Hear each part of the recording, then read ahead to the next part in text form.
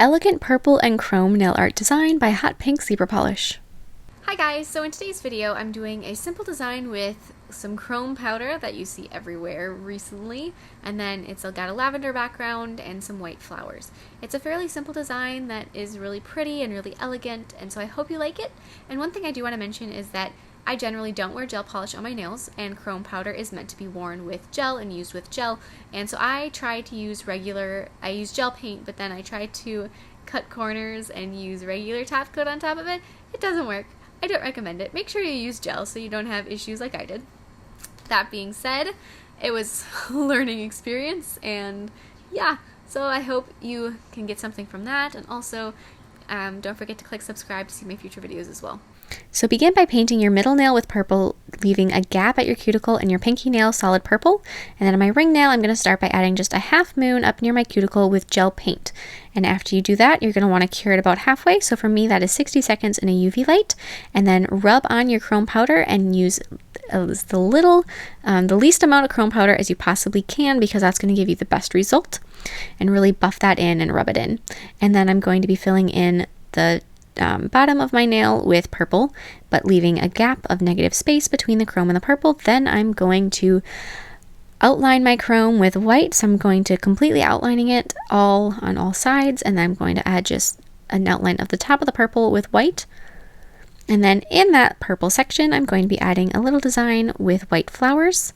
So first I'm going to be adding a 5-petal flower, which after I finish the design, I really wished I would have just went with a 4-petal flower, just because the style of flower I was painting, it would have looked better with 4 petals instead of 5. It looked a little congested at the end there, but what can you do? Once you start, you just got to go for it. So then after I've got a couple flowers on there, I'm just going to outline them, leaving a gap of purple between the outline and the flower, still using white paint.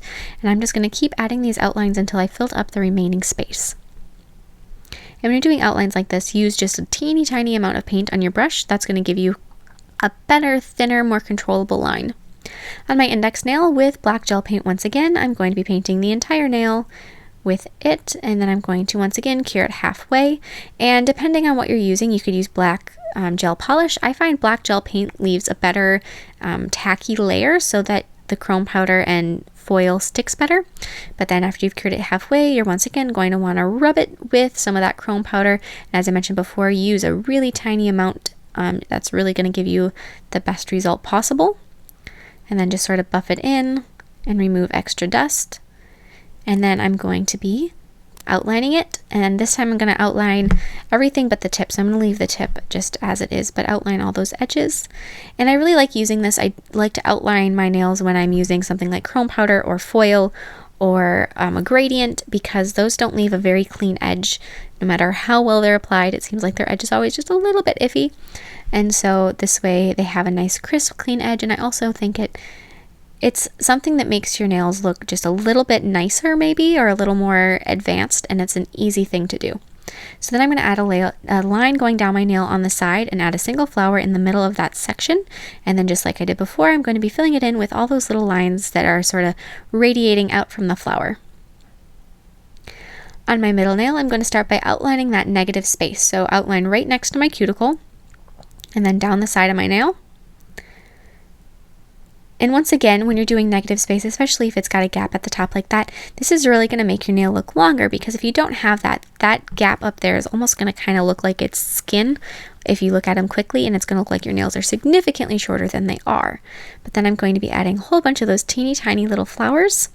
I actually say a whole bunch, but it's 2 or 3, whatever fits. So for me on this nail, it's 2, but then you're going to be filling it in with those lines once again. And this is just a really simple design. Doesn't have to be perfect by any means, just something cute. And then I'm going to be attaching a rhinestone right at the top of the purple section, and it's a purple rhinestone. And on my pinky nail, I'm going to be adding a little bit higher than where my smile line naturally is, just because at the moment my nails aren't very long, and so I wanted enough space to paint the design. But if you have longer nails than I do, you can add a larger, or you can have it at your natural smile line. But then I'm going to be filling in with 2 or 3 of those little flowers, once again, outlining them and filling in all of the space. And then, as I mentioned in the intro, I did not use gel polish or gel top coat, and that was a mistake, because then my chrome got wavy and funky looking later, which isn't really the ultimate goal. Oh, and one thing I forgot to mention is that after you've applied the chrome powder, finish curing your nails for the rest of the time. So if you do it half the time, then throw it in there for another half so that the gel paint underneath it is fully cured. That's just going to make it so that your gel lasts longer and is fully cured. Anyways, thank you so much for watching. I hope you like this design, and on the thumbnail you can see what happened with my chrome. It got wavy and a little strange looking. But hopefully you can learn from my experiences and don't try to cut corners like I did, and share any recreations with me on Facebook and Instagram. I'd love to see them. Bye!